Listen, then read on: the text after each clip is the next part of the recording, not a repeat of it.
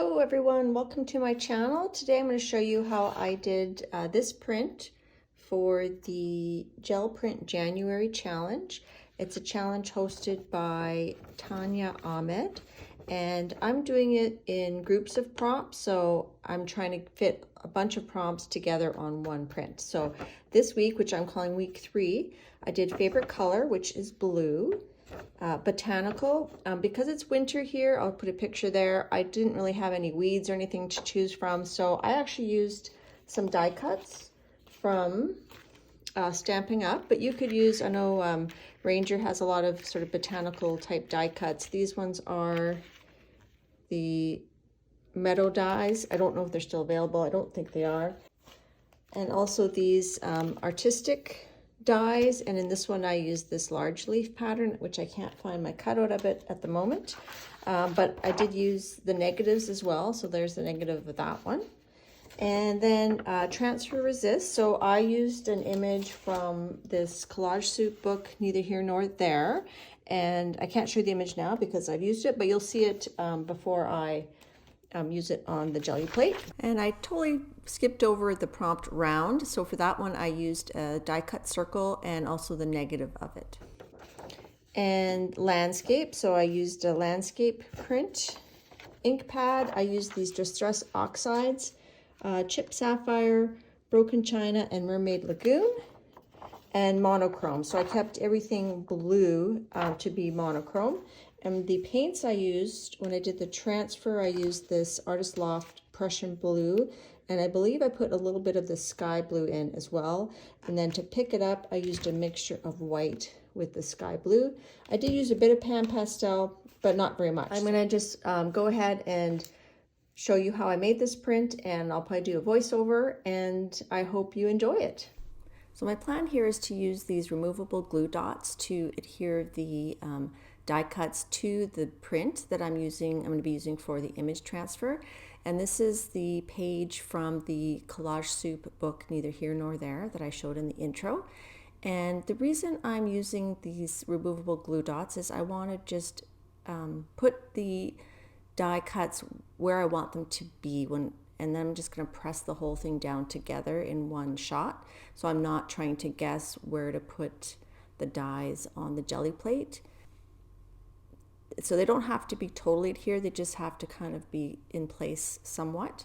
So I have a little bit of leeway there. So I decided to put 2 on the right side with that circle shape above it in the clouds, and then 3 over on the left, kind of going up, spanning the staircase. So this is my take on the landscape. So once I have those all attached, I'm going to start with the image transfer.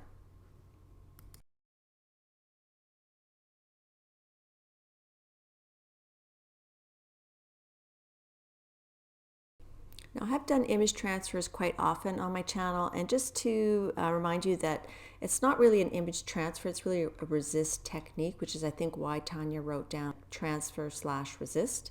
So the ink and the toner on the black and white image there, and it could be a color image as long as it's high contrast, and it resists picking up the paint that's put down onto your jelly plate. So you do have to have a fairly thin coat of paint on your jelly plate. And you can't leave your image down too long. Depends on the paper and on your environment, your humidity, the ink that's used. It doesn't work with all magazine images. Here I'm just stopping to pick out a little fiber or hair that got stuck in the paint. So I'm going to just get that out. I'm going to continue rolling it. You want your paint fairly thin. And I should note that the images from the Collage Soup books, they are copyright free. So you can use them in your work without fear of infringing on copyrights. So I'm just smoothing out that paint. It's almost like you can sort of see through it actually, and I'm going to take that whole paper, and that's why I fixed the die cuts on there so that they're where I want them to be. And I push it down, I spread it to get any air bubbles out, make sure there's good contact with the plate, especially with those bulky, well, they're not bulky, but the die cuts on there. I want to make sure I get as much of the image transferred as possible. And I didn't leave it down there very long because I don't want the paint to soak up onto that page. So that's the resist part. So where you see the paint left onto the jelly plate, that's where there was dark toner or ink on the image, on the paper itself. And you can see the die cuts, because they were just fresh cardstock, they did soak up the paint, so they left a nice outline around where the die cuts were. And so you get some good details in there. And I'm going to pull a piece of white paper so you can get a better look at this print at this stage. And then you're going to let this dry, because if you try to pick it up with some paint now, you just smear everything. If it's still wet, you can take a piece of paper and pick it up as is. Where I live, it's quite dry, so I have to really be intentional if I'm trying to do a direct pickup. So I usually let it dry and then I do a pickup. So I decide to fill in that circle with some turquoise pan pastel. Unfortunately, I don't know if you saw it there, I actually tilted my applicator and there was a bit of yellow on the edge. So there is yellow under there. So when I do my pull, because the first thing you put down on the jelly plate is going to show the most. So I'm not totally happy with the color I achieved. So I'm going to fix that a little bit later. Now the pan pastel is a dry medium. The paint that's on the jelly plate has had time to dry. So now we're going to do our pickup print. So to keep with the monochromatic theme, I'm going to lighten up that lighter blue just a little bit more, because I don't want to use bright white. I want to keep just a hint of blue, but still have the darker blue paint show well. So here I'm just showing the paints I'm using. I'm using my 5x7 jelly plate as like a mixing palette, so I'm not going to have to mix it onto the big jelly plate for this one. And I just want to make sure I have enough paint mixed. I wanted it a little bit lighter, so I kept adding white, so I was happy with it. And I'm just using a plastic palette knife. It's not very sharp, but I'm still careful not to gouge my plate, to keep it fairly flat. And I decided to put just a little extra white on the top part, and we're going to do sort of a modified ombre. So I'm just spreading that light blue acrylic paint on the lower half of the jelly plate. And I'm getting out my large brayer and I'm just rolling that on, just doing a very slight ombre. And then we're going to put just a copy paper. It's a good quality copy paper, a little bit heavier weight. It's a hammer mill, just really pressing down the corners and the edges. So I don't have a Baron, so sometimes I'll just use the flat lid top to just really burnish down the edges. And then I let that sit for a few minutes before I pull it. And here we are, we're pulling it off the plate. And I'm pretty happy with how that turned out. There's a little bit of pan pastel left on the plate, so I'm not worried about that. I'll clean that off with some baby oil later. So we've got most of our prompts done already. We have the blue, landscape, monochromatic, botanical, transfer, round, but we're missing the ink pad. So I pull out my Distress Oxide ink pads, and they're pigment ink, and they're nice and opaque, so I think they'll work well on top of this print. And I'm just using my 5x7 plate here, and I'm just lightly pressing the ink pad on there. So I decided to start with all 3 shades of blue that I have to see which one I like better. And I use a little brayer to just blend them together a little bit. And it doesn't look like there's much on there, but there is quite a bit of ink actually on there.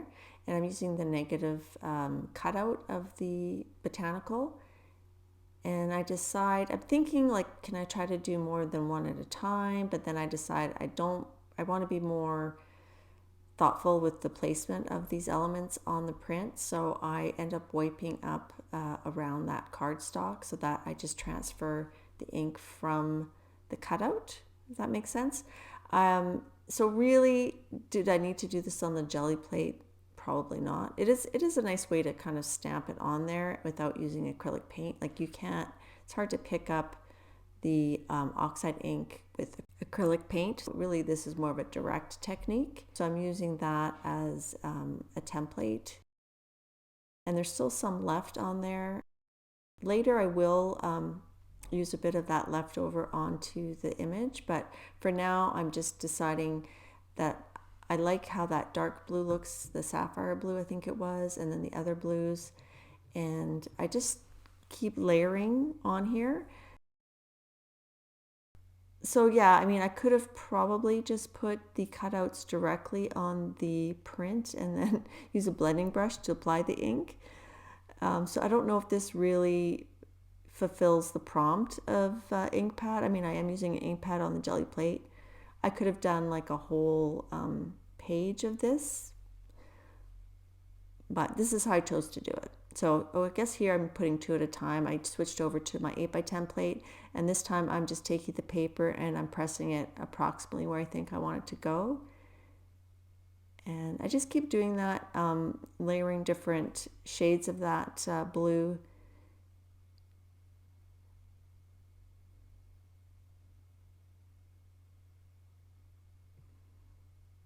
Now that pastel circle that's left on the plate, that's not transferring. That you need to transfer with paint. So I'm not worried about that transferring over to my print. So I guess I did use the secondary, like the leftover ink on there. So that you can't, I guess that jelly plate did make it a different technique than just bring it straight on to the paper. So I keep doing that until I'm happy with the layers that I have. Yeah, so I guess I do, I forgot that I did actually 2 steps. I did the inside of the negative, and then when I took the cardstock off, I just kind of softened the edges of it a bit and then put it on the paper again.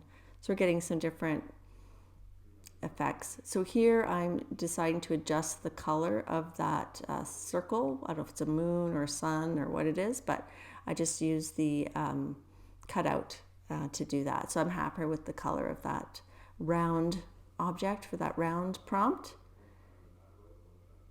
And I'm just going back and forth between the Distress Oxide colors.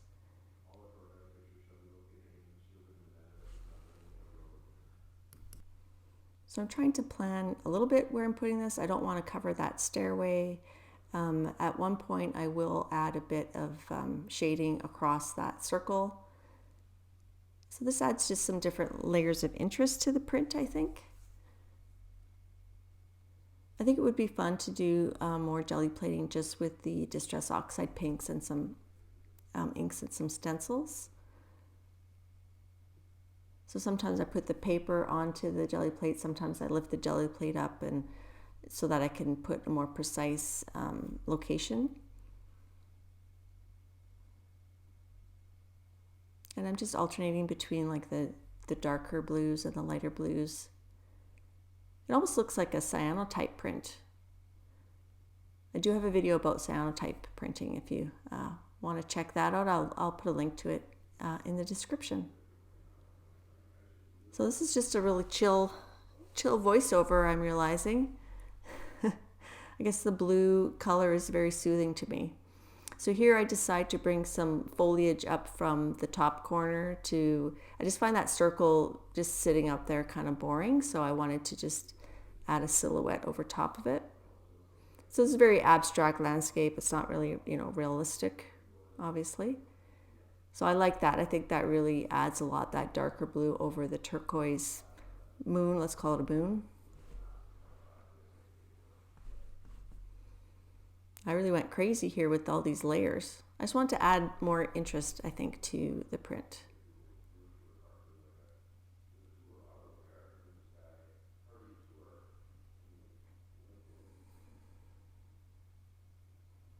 And here I'm using that leftover ink on there. You can't really see, that didn't really do a lot. I really like the person like walking down the stairs in the center. I think that's a nice little focal point that the collage soup base image gave me. And you can see here especially how that Distress Oxide ink is nice and opaque and really shows up.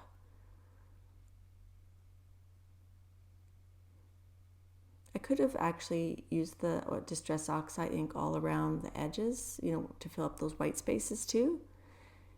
Keep in mind that Distress Oxide is not a permanent ink. It will reactivate. So if you try to collage this down with like matte medium or something, that would just spread and would reactivate. And even I didn't spray this with water, but when you spray the Distress Oxide, if you spray it with water, it makes it even more chalky.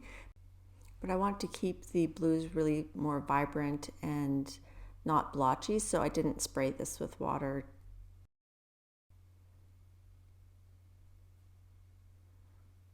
So I think we're almost done.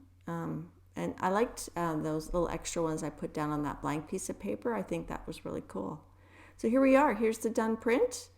I hope you enjoyed week 3 of the January gel printing challenge. I'm thinking I'll work on the next week at my live on Wednesday. If you want to come to that or watch the replay, that would be awesome.